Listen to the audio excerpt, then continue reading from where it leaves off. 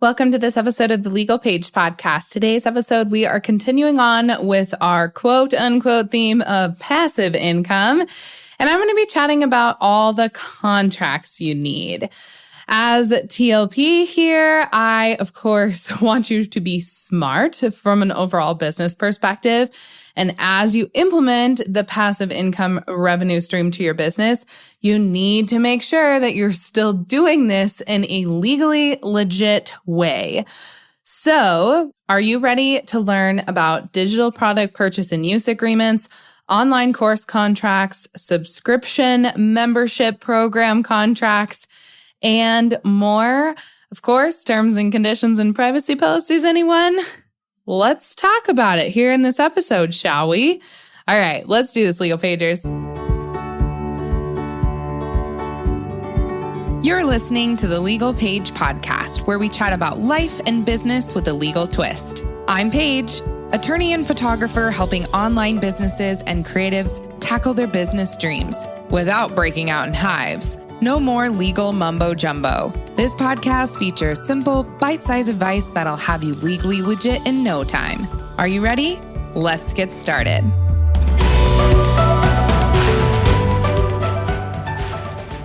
As a reminder, before we get into this episode, I am legally obligated to give my disclaimer. So I am an attorney, but I am not your attorney. All legal information I talk about on this episode is intended for the masses and a large variety of different businesses.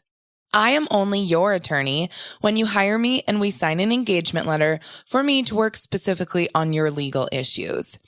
Please feel free to seek out another attorney in your hometown if you need specific legal advice or contact me for more information.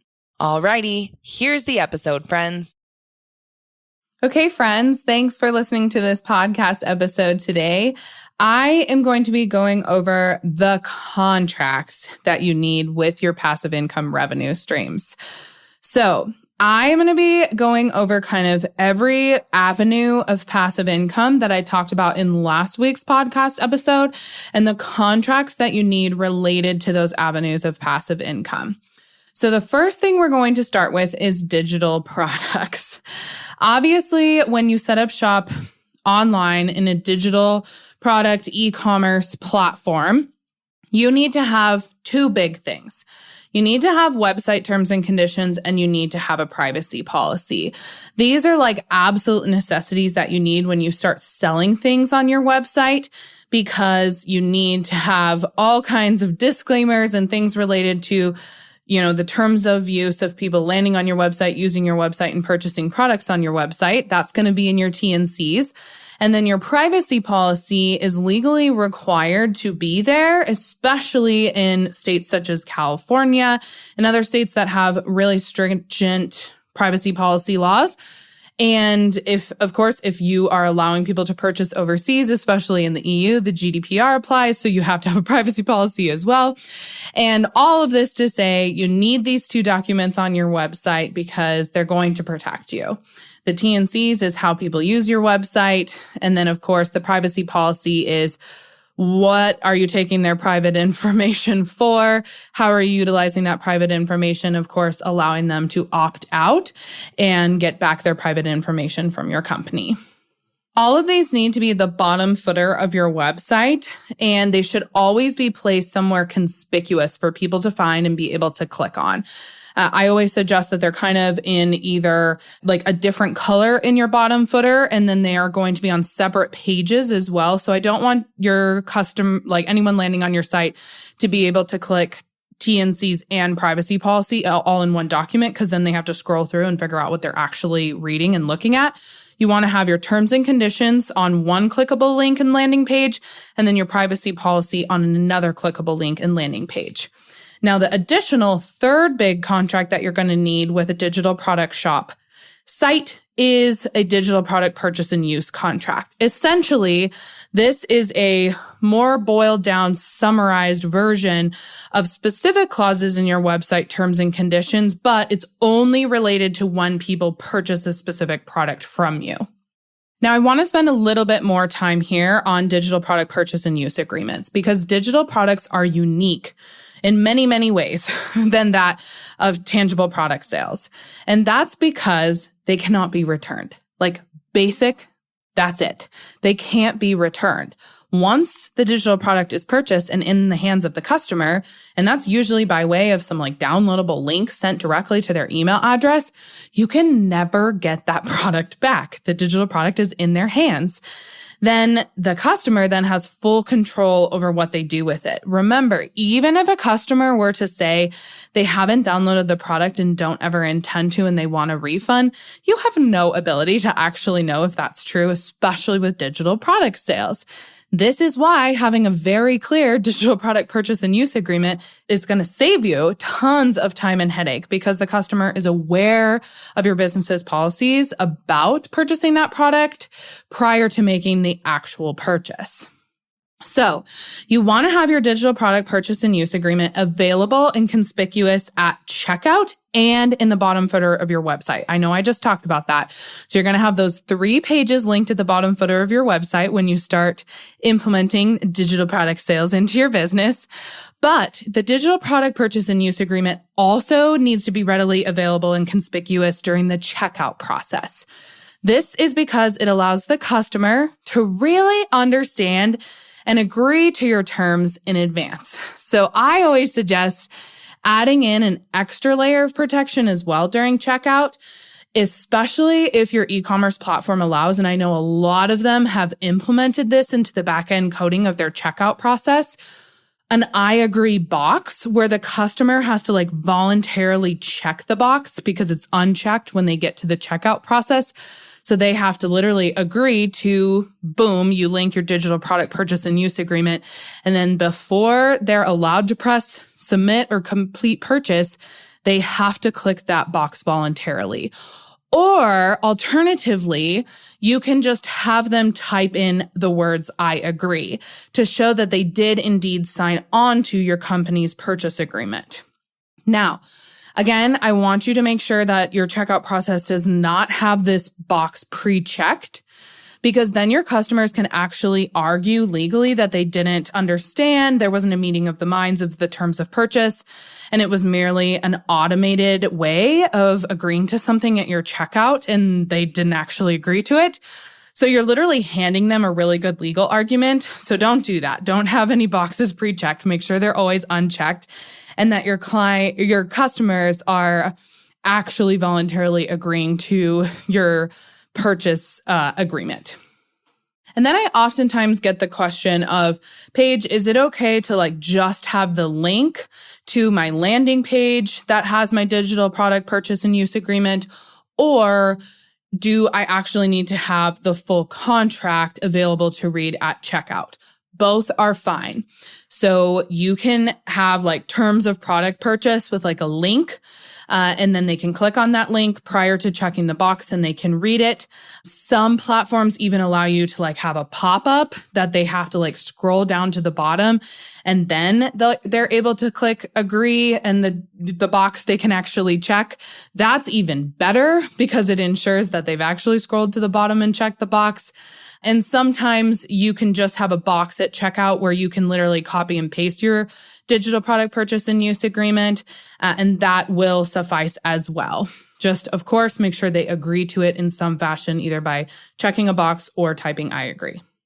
Now I'm sure you're wondering, Paige, cool, thanks for telling me where to put it on my website in my checkout process, but what the heck is in this contract? So a digital product purchase and use agreement is going to include legal clauses such as your company's ownership of the digital product, aka your copyright ownership here. And then related to that is the one license to use the digital product. You want to have big disclaimers in here that they have one license to use for their personal business only. They cannot share it with anyone if they disseminate it or they're using it for their own commercial gains in any respect.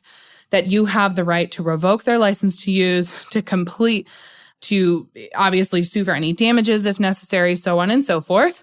And then you're also going to have clauses related to, of course, no refunds due to the immediate nature of the digital product delivery, Probably going to have things regarding privacy considerations for online purchases made through credit cards. So of course, the third-party payment processor that you're working with, you just want some language in there surrounding what is encrypted and of course, what you can and cannot see, and that it is through this third-party payment processor and that all liability goes on to them and that, any issues related to credit card purchases will be through X company and not yourself.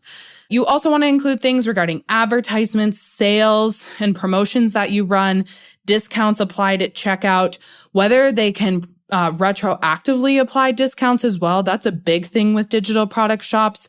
I always suggest not doing that. Once they purchase, you can't retroactively apply discounts. That's a good thing to put in your digital product purchase and use agreements. And then if you decide to kind of go above and beyond your contract language and give a dog a bone sometimes with customer and going above and beyond with your customer service for someone who really, truly, you just have this gut feeling they absolutely forgot to apply that discount code at checkout, then you could retroactively apply it. But it's better to have really concrete verbatim language in your digital product purchase and use agreement regarding those type of situations. And there's going to be other things in this digital product purchase and use agreement as well regarding boilerplate language that just needs to be in there. Now, I keep saying digital product purchase and use agreement. That's a mouthful. I get it. Oftentimes, this is just called a click wrap agreement for digital products. It's really short. It's really sweet. It's really to the point. Usually it's maximum 1 to 2 pager document. It's usually easily scrollable, right? In checkout format where you're just scrolling like a mini little box. You don't want that box to go on forever and ever and ever. So click wrap agreements, same thing that we're talking about here. Are you listening to this podcast thinking, Paige, this is all great information, but how do I actually set up a profitable passive income stream? My friend, I've got your back and I'm here to help and hold your hand every step of the way. In my new free guide, How to Set Up Your Biz for a Profitable and Legal Passive Income Stream, I'm going to take you through all of the steps to determining your type of passive income that's best, to getting your email list going, to starting putting together your offer, setting up your e-commerce site, adding in a post-purchase sequence, strategizing your marketing plan, and more. It's all available in this checklist step-by-step guide for you, and you can get it today for free at thelegalpaige.com/free passive income guide. Again, that's thelegalpaige, PAIGE.com/free passive income guide.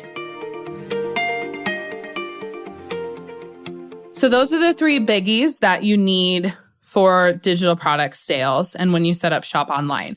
Website terms and conditions, a privacy policy, and a digital product purchase and use agreement. All of those are going to be used alongside one another, and they'll be in the bottom footer of your website. The only exception to that is the digital product agreement, which you will also have in tandem in your checkout process. Next, let's talk about online courses and the top legal things that must be in place before you launch your online course. Now, because you're selling a type of digital product via online course format, you'll want to have the same things with terms and conditions and a privacy policy linked on the bottom footer of your website.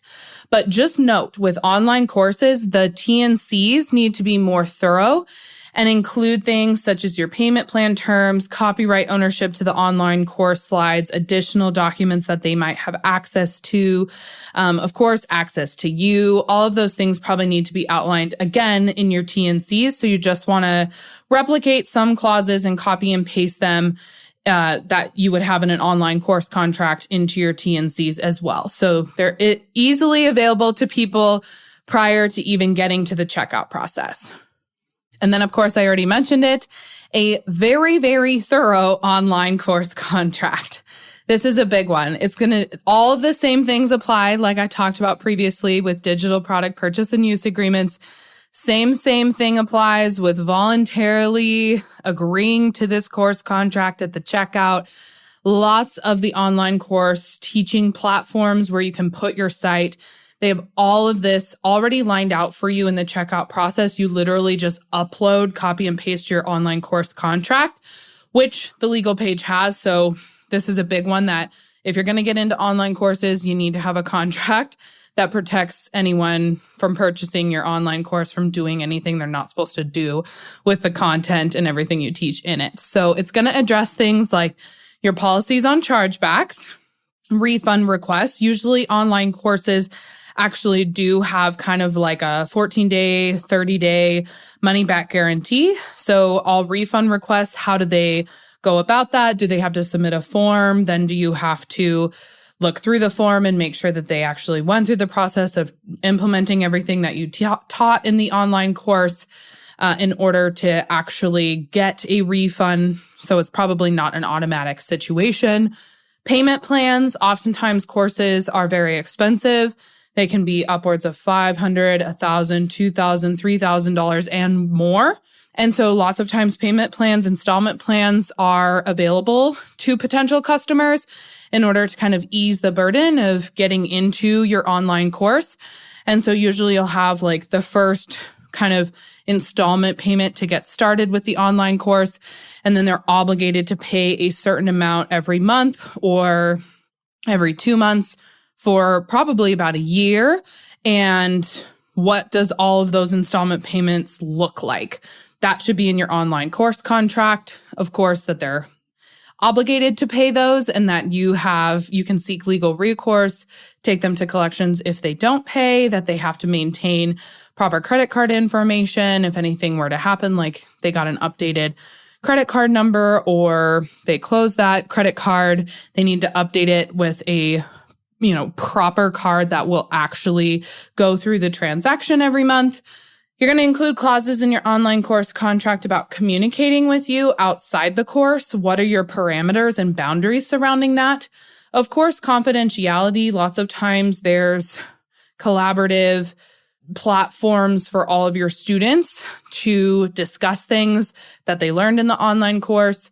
And lots of times there's confidentiality related to that. So they may talk about something about their own business, trying to implement something that the online course teaches, and they're asking for help from their fellow students in the course. And so all of that needs to remain confidential. So kind of what are your confidentiality policies? And then copyright ownership, of course, is a big one, that you own the copyrights to all of your slides, to all of your content, to everything that you teach, to all of your PDF downloads. And then side note here, if you need to actually register those copyrights, you want to do so with the U.S. Copyright Office. And then if you do have an actual registration number through the U.S. Copyright Office, then that registration number would be included in the copyright ownership clause of your online course contract. So those are the biggie contracts you need for online courses. Same thing, terms and conditions and privacy policy. And then you, instead of kind of the digital product purchase and use agreement, you're going to use an online course contract. That's going to be your third contract that you need for online courses. Okay, what about membership programs and sites? The top legal things that must be in place before you launch a membership program are same, T&Cs and a privacy policy. And then, of course, a membership program contract. It's going to differ from an online course contract because the way that you set up membership programs are oftentimes very, very different in comparison. So you are usually having participants opt into a subscription type service where there's recurring monthly payments. And the contract needs to cover a lot of things regarding member fees. So the first month is due upon purchase, and what the cancellation procedure would be for future months, whether there's an obligated mandatory minimum of how many months you're in the membership program. Of course, everything regarding installment fees, when they can cancel. Think, for example, like HelloFresh here, you have to cancel by a certain date in order to not receive the food the following week. And same goes for your membership program. So implement the same philosophy there in your membership program contract. What date do they need to cancel by before the end of the month for them to not be charged the next month? And then terms of your membership. So usually it's continual access to your membership hosting platform. so long as the customer is actually paying their monthly dues. That's a big one here, that you can revoke membership at any time if they violate or breach your membership program contract. Bonuses, this is a big one for membership programs because you're oftentimes going to be promoting and launching your membership program with varying different marketing tactics. And so you might have one bonus at the beginning of the year that's different than the bonus that you serve out at the end of the year. And so bonuses should only be attached at the time they're available when the customer makes the purchase and they aren't retroactive. Of course, storage of information. How are you storing things in your membership program? Will they have lifetime access to it, or do they have to download everything prior to them canceling and opting out of the membership program? Communications with students and confidentiality clauses, waivers of liability. And then a big one here that you don't guarantee automatic results. That's a big one. That needs to be in all of your contracts. We have them in the legal page contracts, so don't worry. But I kind of forgot to mention that no guarantees clauses are really important for any type of passive income contracts. So membership programs, online courses, and digital products, all of those need to have no guarantees clause, that they're kind of utilizing these programs or these products at their own risk, and they have the responsibility to implement it and make it work for their businesses. And then last but not least, what contracts do you need for affiliate relationships? Oftentimes, when you figure out a brand that you want to represent or promote, you are going to be given a link of some sort. And when you sign up for their affiliate program, oftentimes they will have an affiliate program contract. So just make sure that you're reading through their terms and conditions and you're paying specific attention to commission kickbacks, because every affiliate program is different regarding the amount of commission they offer their affiliates. A good starting point is anywhere from about 10 to 30%. And then remember that just because they are offering you their own company affiliate contract, that you always have the power to negotiate your commission rate depending on your audience participation, engagement, and follower count, and just depending on your overall reputation in the industry too. You have the power to increase this amount and leverage it to your liking. You don't just have to sign on to an affiliate contract if you don't want to. Want to learn a little more from me than just all of the legal contractual things surrounding passive income? Well, guess what? I've got a really awesome free guide called How to Set Up Your Biz for a Profitable and Legal Passive Income Stream. And this guide is going to help you implement step-by-step process to going from not having anything for a passive income stream to having all of the steps in place to be ready to launch your offer to the world. So think determining your type of passive income, getting your email list going, getting the offer into an e-commerce site, then strategizing a marketing plan, pre-launching, launching, and post sequences. I'm talking about all of it in this free guide. You can get it today at thelegalpage.com/free passive income guide. Another good thing that I wanted to suggest here is negotiating the power to upgrade your affiliate commission. So not just saying that forever and ever and ever, we're going to be staying at, say, 15% commission, but you can always negotiate to have that change over time in the future. Say, if you make a certain amount of sales within the first month of being an affiliate for them, that they agree to up your commission to, say, 30% or 40%, because then you're a really valued affiliate for them. You're pushing people consistently to whatever product you are having them purchase from this company. And so the company should value you more heavily than other affiliates, and they should be willing to want to increase your affiliate commission because you're giving them money in their pockets. And so that's always a good thing to leverage and negotiate with contracts that are actually placed in your hands. But what if the company or brand doesn't have a contract for you? They're a small business. They have no idea. They're like, yes, please affiliate for me. I agree to a 10% commission on any, sale that you bring in using this code.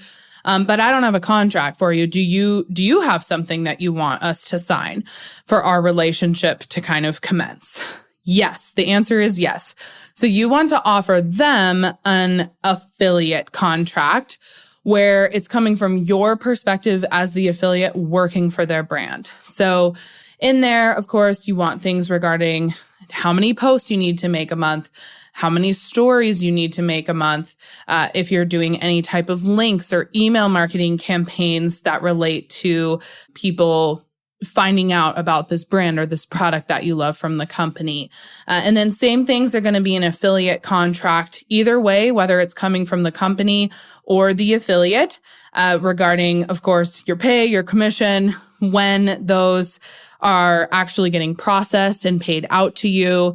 Do you have the ability to double check and ask and inquire about any sales, if there's any issues with people that like accidentally didn't put in your affiliate code and retroactive applying of the affiliate code?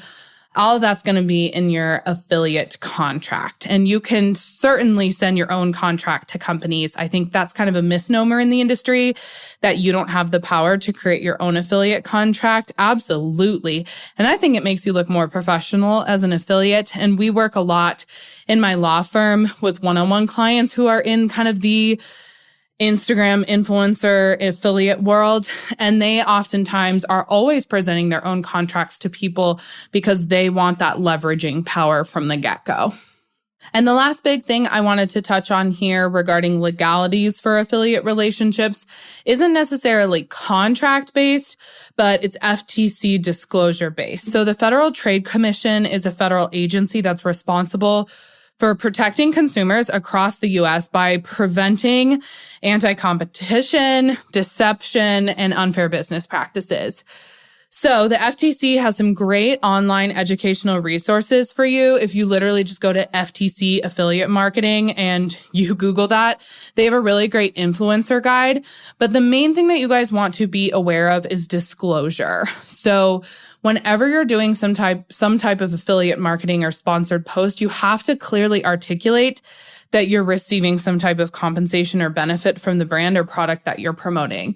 So you want to use words like sponsored, ad, advertisement, affiliate in your actual text, whether that's the caption of your post, whether that's in your actual Instagram story. I don't want you having it in 0.2 font at the bottom in the same coloring as your story. That's anti-conspicuous, non-conspicuous there. I don't even know if anti-conspicuous is a word, but you want it super conspicuous for people. You don't want to hide this. You want people to know you're an affiliate. You got to disclose that. So just make sure that you're using specific wording like I just talked about, and FTC has all kinds of good resources for you on this. And then don't use words or abbreviations like SP period, which probably stands for sponsored, but lots of people don't know that right off the bat.